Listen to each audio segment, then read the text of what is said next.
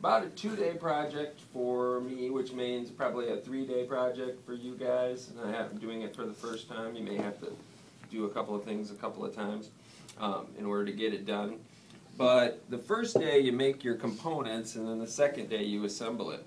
And to start off, what you need is you need 3 slabs. I've got one right here ready to go. I put down a paper towel so I can kind of pick it up without picking up the slab, because I'm going to try to put a texture on there that'll start to give me some repetition.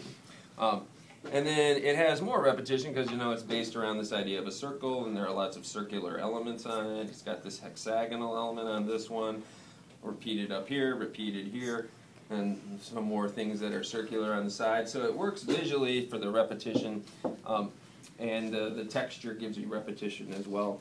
So I'm going to roll out myself a slab and then cut myself a nice flat base. So I like the X-Acto knife and the wooden ruler to cut. And I've got the slab roller set up for about this thick. You could go a little bit thinner, but I think if you use this thickness right now, it'll be a little bit easier for you to work with. The clay is a little bit wet today, so it may be a little tougher for me initially to put it together. But even though it's a little bit wet, the first thing that I'm going to do, the second thing that I'm going to do, I'm going to measure my height. I'm going to go 6 inches on this one today. So I'll make a little mark here, another little mark here, line it up, use the straight edge of the ruler, be smart, another cut. And then over in the corner of the room, there's a couple of boxes, one's up high and one I just brought down low, that's got these tubes in it. Now what I'm going to do is I'm going to wrap the clay around that tube, and before I do that, I'm going to take my paper towel and wrap a paper towel around here, and with a little piece of tape. Katie, can you grab me just one little teeny piece of tape? That's all I need. I have to do some editing. No, she can't. Hopefully this isn't on the OGT. We'll get a piece of tape. I can't do it. Doesn't have to be super tight. So that's ready to go. I'm going to put my texture on here. The slab needs to be a little bit more than 10 inches long for this size tube, but there are bigger tubes out there as well. And so make it extra long, and then you can kind of measure as you go. Now this is going to be the side that I'm going to be putting this texture into, so I'm going to give it a little bit of moisture. It's also the side that's going to be on the outside, so it's going to bend. And I got this handy little tool. This is actually for doing tile work. I'm just going to press down, try to stay as even as I can as I pull across, and I get those cool little ridges. But you can also do that by taking your slab, using this mat, and rolling the slab into the mat. And that would give you the same sort of look.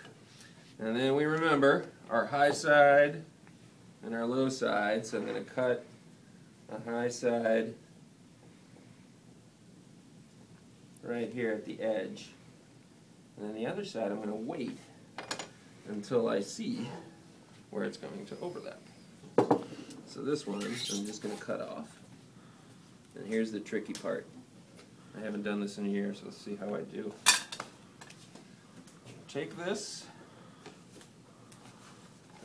and I'm going to start to gently work my way around.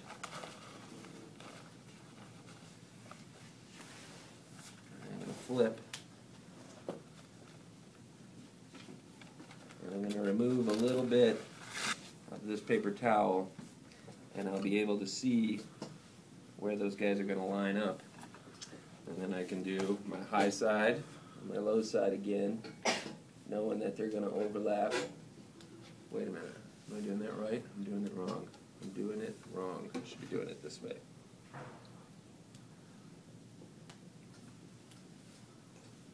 Okay, so I know they're going to overlap.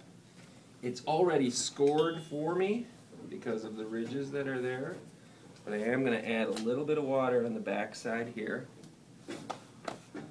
And I'm going to gently, trying not to screw up my surface, stand it up. And then I could just push it together, but when I go to push it together, I lose my texture that's there. So the way that we decided to do this a couple years back was to make these little pea-sized balls of clay. This might be a little bit big. We'll do 4.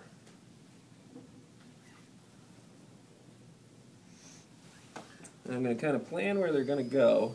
I'm going to do 1 here, bottom, 1 here at the top, and then 2 more in here. I could measure that out.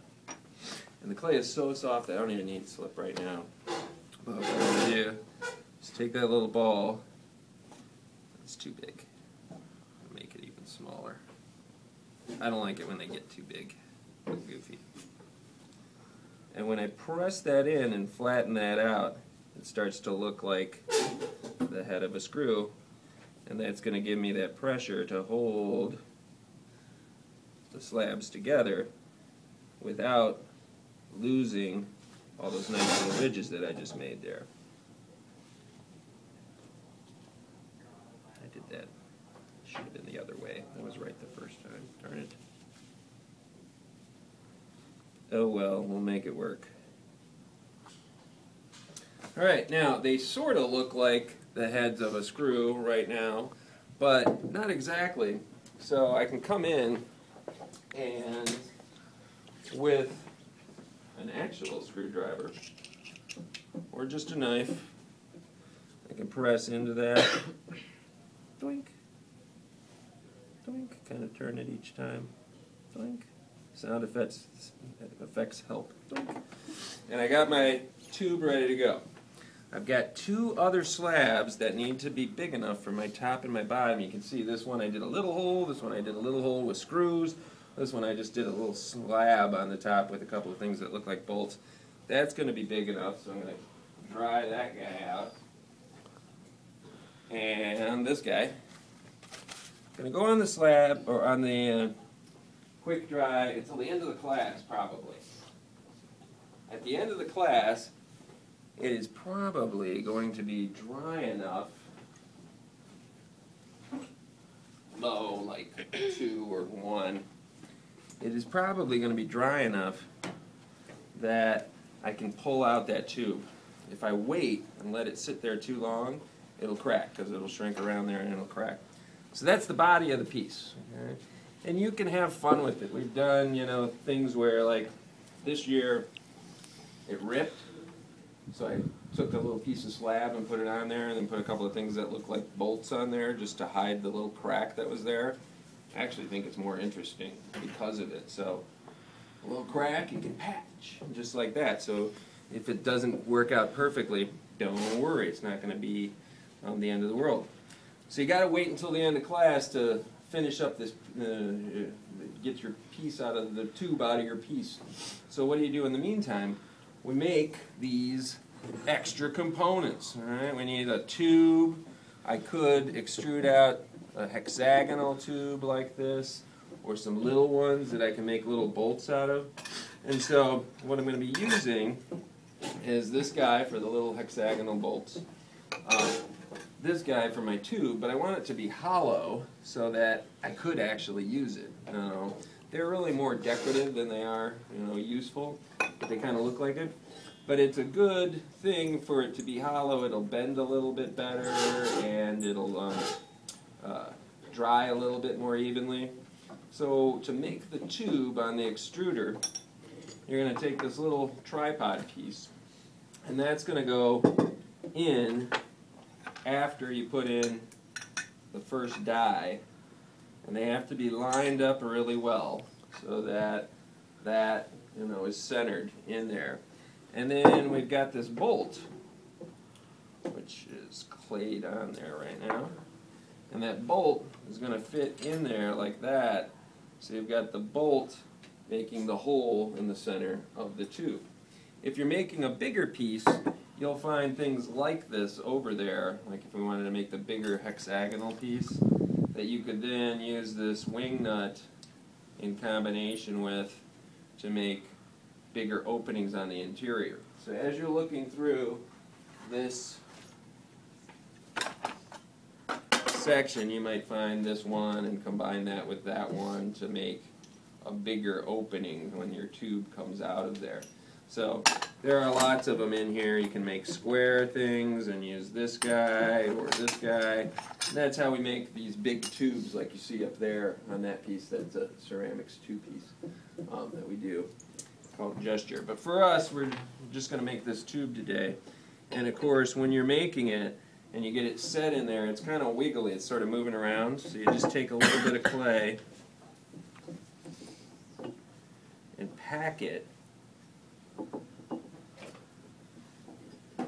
around that post in the middle, and then you check it from the bottom, and if it doesn't look centered, kind of move it until it is centered. Once you've got it locked in there, this goes on the bottom. You fill her up with clay.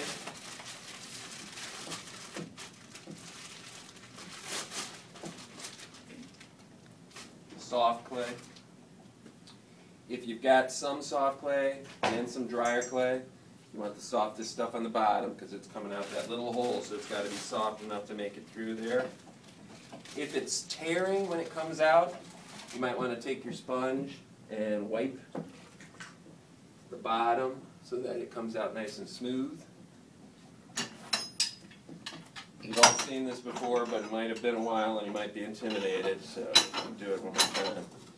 You can see I really have to fill it up. I'm already halfway down and nothing's come out, so really fill it up, plus somebody else might want some tube as well.